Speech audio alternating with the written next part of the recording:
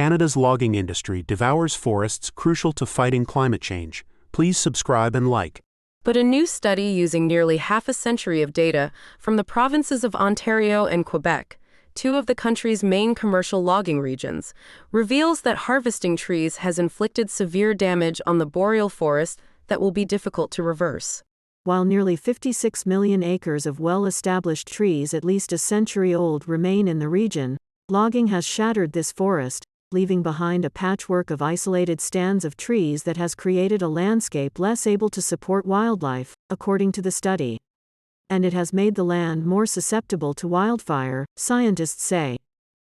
Under Canada's forestry standards, logging companies can clear vast areas of all trees and vegetation and are required to replant the land or demonstrate that the forest will naturally regenerate.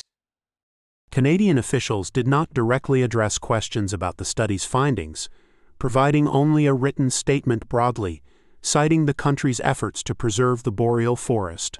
Peter Wood, a lecturer on forest resources management at the University of British Columbia in Vancouver, who was not involved in the study, called its findings shocking, adding that they highlight what is at stake as we focus our logging on some of these older and more intact areas. Beyond being an important natural habitat for many animals and plants, the boreal forest locks up huge amounts of climate-warming carbon dioxide. The world's boreal forests are estimated to collectively hold 703 gigatons of carbon in trees and soil.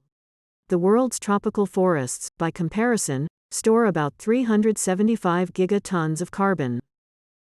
To conduct the study on the boreal forest in Quebec and Ontario, researchers obtained publicly available inventories of harvested trees from the provinces and linked them to maps and satellite imagery to create a detailed picture of the cumulative impact of logging.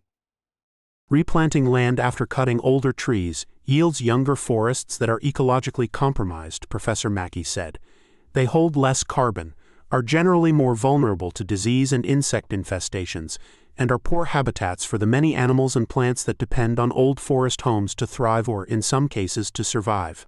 Of the 21 herds within the two provinces' boreal regions that researchers studied, 19 were at a high or very high risk of becoming unable to support their population. There's been no deforestation in that sense, Professor Mackey said, but there has been a high level, ecologically speaking, of forest degradation. And most ecologists regard degradation as the consequence of the type of large-scale clear-cutting that is nearly the universal method of logging in Canada. Subscribe and like, please.